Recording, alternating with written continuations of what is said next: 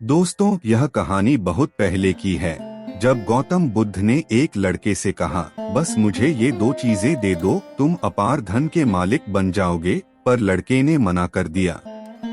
जब गौतम बुद्ध अपने शिष्यों के साथ लंबा सफर तय करके एक सुंदर गांव पहुंचे और तथागत ने कुछ दिन उसी गांव में रुकने का निश्चय किया। गौतम बुद्ध के आने का समाचार गांव में आग की तरह फैल गया और कुछ ही देर में तथागत के आसपास लोगों का जमावड़ा लग गया। लोग कई तरह की समस्या लेकर वहां आने लगे। तभी एक बुजुर्ग रोते हुए गौतम बुद्ध के पास आए और कहा, हे तथागत, मेरा बेटा कुछ काम नहीं करता। गरीबी और कठिनाइयों के लिए ईश्वर को दिन रात कोसता रहता है। जब मैं समझाता हूँ तो मुझसे ही बहस करने लगता है और घर का माहौल खराब हो जाता है। तथागत, मैं जानता हूँ कि वह अपना नुकसान कर रहा है, लेकिन मुझे समझ नहीं आता कि मैं उसे सही रास्ते पर कैसे लाऊं। गौतम बुद्ध मुस्कुराए और बुजुर्ग व्यक्ति से बोले, आप कोई बहाना बनाकर अपने बेटे को मेरे पास ले आइए। बुजुर्ग व्यक्ति ने कहा, तथागत, मेरा बेटा किसी की बात नहीं सुनता, सबसे बहस करता है। मुझे डर है कहीं वह आपको भी कोई गलत बात ना कह दे। बुद्ध मुस्कुराए और बोले, चिंता मत करो, तुम बस उससे कहना कि मैं उसकी सारी समस्याओं का समाधान कर दूंगा। गौतम बुद्ध की बात सुनकर कुछ लोग बुजुर्ग के साथ उसके बेटे को बुलाने चल दिए। दोपहर का समय था, लड़का अपने कमरे में सो रहा था। घर पहुंचते ही सबने जगाया और उसे समझाना शुरू किया, लेकिन लड़का साथ चलने को तैयार नहीं हुआ। वह बस इतनी सी बात दोहराता रहता कि ये सारे साधु पाखंडी और नकली होते हैं, मैं इनकी बातों में आने वाला नहीं।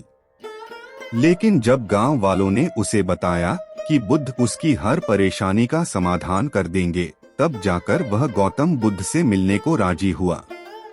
बुजुर्ग अपने बेटे को लेकर जब गौतम बुद्ध के पास पहुँचे तो लड़का बुद्ध को घूरते हुए बोला, किस बात के लिए आपने मुझे यहाँ बुलाया है? अगर आप यह चाहते हो कि मैं ईश्वर को कोसना बंद कर दूं तो मैं ऐसा कभी नहीं करूंगा, क्योंकि ईश्वर ने मुझे इस बेकार शरीर के अलावा दिया ही क्या है। धन जो शरीर के लिए जरूरी है वह तो मुझे मिला ही नहीं। अगर आप मेरी धन की समस्या खत्म कर सके तो ठीक है, नहीं तो आप अपना बोरिया बिस्तर समेट लीजिए और आगे बढ़िए।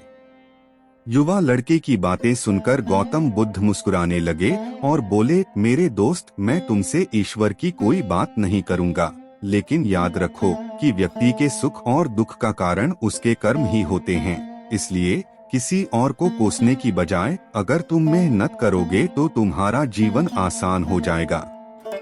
गौतम बुद्ध की बात सुनकर वह लड़का आग बबूला हो गया और कहने लगा, मुझे आपके भाषण से तो नींद आ रही है, इससे तो अच्छा मैं घर में ही सोता रहता। मैं यहाँ सिर्फ धन की मदद के लिए आया हूँ। अगर आप मेरी समस्या हल कर सकते हैं तो कहे, नहीं तो गांव से चले जाएं।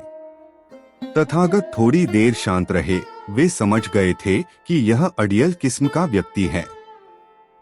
गौतम बुद्ध उस नौजवान से बोले, मैं एक राजा को जानता हूँ और तुम्हें उनसे धन दिलवा सकता हूँ, जिससे ना तुम केवल व्यापार वगैरह कर सकोगे, बल्कि इतना धन मिलेगा कि तुम नगर सेठ बन जाओगे, लेकिन बदले में तुम्हें भी उसे कुछ देना होगा। वह लड़का बोला, मैं राजा को क्या दे सकता हूँ, मेरे पास तो कुछ भी नहीं है। गौतम बुद्ध ने कहा, राजा का एक पुत्र है जो जन्म से ही नेत्रहीन है। राजवैद्य ने कहा है कि अगर राजकुमार को किसी जीवित व्यक्ति की आंखें मिल जाएं, तो वह ठीक हो सकता है। अगर तुम अपनी दोनों आंखें राजकुमार को दे दो तो राजा तुम्हें सोने से तौल देंगे, फिर तुम अपना जीवन आराम से बिता सकते हो। यह सुनते ही डर के कारण लड़के ने आंखों पर हाथ रख लिए और जोर से चिल्लाया, यह आप क्या कह रहे हैं?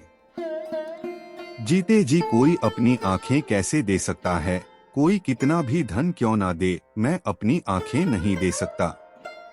गौतम बुद्ध बोले, कोई बात नहीं, दो नहीं तो सिर्फ एक ही आंख दे दो, फिर भी मैं तुम्हें तुम्हारे वजन के बराबर सोने के सिक्के दिलवा दूंगा। वह लड़का फिर झल्ला कर बोला, आप कैसी बातें कर रहे हैं? मुझे सोने के चाहे जितने सिक्के मिल जाएं, मैं अपनी एक भी आंख नहीं दे सकता, मेरी आंखें अनमोल है। गौतम बुद्ध ने कहा, अगर तुमको और धन चाहिए तो बोलो, राजा मना नहीं करेगा। लड़का बोला, मेरी आंखें अमूल्य हैं। कृपया आप यह कहना बंद कर दें, मुझे किसी भी कीमत पर अपनी आंखें नहीं बेचनी। लड़के की बात सुनकर गौतम बुद्ध ने कहा, मेरे प्यारे दोस्त, अभी कुछ समय पहले ही तुम अपने शरीर को बेकार कहकर कोस रहे थे और अब तुम कह रहे हो कि तुम्हारी आंखें अनमोल हैं। आंखें तुम्हारे शरीर का छोटा सा हिस्सा है। अगर तुम्हारी आंखें अनमोल हैं, तो तुम्हारा शरीर कैसे बेकार हो सकता है? अगर शरीर तुम्हें अनमोल लगता है, तो तुम्हारी बुद्धि की क्या कीमत है? अगर यह सब मूल्यवान है, तो जीवन शक्ति जो तुम्हें जिंदा रखे हुए हैं, उसकी क्या कीमत है? गौतम बुद्ध के शब्द सुनकर उस लड़के की आंखों में आंसू आ गए। वह तथागत के चरणों में गिरकर रोने लगा। फिर कहा, मैंने बहुत बार कोशिश की, लेकिन मैं कुछ कर नहीं पा रहा, इसलिए मैं इतना हताश और कड़वा हो गया हूँ। गौतम बुद्ध ने लड़के को उठाया और कहा, मेरे दोस्त, इंसान का जन्म बहुत कीमती है। केवल इंसान के पास ही इतना विवेक होता है कि वह सही गलत में अंतर कर सकता है। ताकतवर पशु पक्षियों में भी यह स्वतंत्रता नहीं है। इसलिए अपने शब्दों की ताकत पहचानो और किस्मत को कोसना बंद करो। जब चेहरे पर परेशानी आती है, तो हम सब नकारात्मक हो जाते हैं और भूल जाते हैं कि हमारे पास कितनी सारी बेशकीमती योग्यताएं हैं। गौतम बुद्ध कहते हैं कि बनाने और मिटाने दोनों की शक्ति हमारे शब्दों में है। जब शब्द सच्चाई और दया से भरे होते हैं, तो वे दुनिया बदल देते हैं। इसलिए गौतम बुद्ध आगे कहते हैं कि अपनी जबान को अच्छे शब्द सिखाओ, अपने मन को अच्छे विचार सिखाओ, आँख, कान, नाक, जबान सबको ट्रेन करो। इंद्रियां बहुत अच्छी दोस्त बन सकती हैं। यह ट्रेनिंग हमको दुखों से पार ले जाएगी। यह ट्रेनिंग कैसे करते हैं? ध्यान से, योग से, प्राणायाम से, विपस्सना से हम अपने मन को, अपनी इंद्रियों को सिखाना शुरू करते हैं। एक ऐसा ही तरीका है जहां आप दो तरह की ब्रीडिंग टेक्निक से लो मोटिवेशन को हाई मोटिवेशन में बदल सकते हो। जब भी आपका काम करने का मन ना करे या जब आप बहुत ज्यादा डिस्ट्रैक्ट हो रहे हो, तो इन दो टेक्निक्स का प्रयोग कीजिए। जीवन अनमोल है, इसे व्यर्थ की बातों और चीजों में खर्च मत करो। दोस्तों, उम्मीद करते हैं आज की स्टोरी आपको अच्छी लगी है। ऐसे ही स्टोरी के लिए वीडियो को लाइक, शेयर, कमेंट और चैनल को सब्सक्राइब भी जरूर करें। नमो बुद्धाय।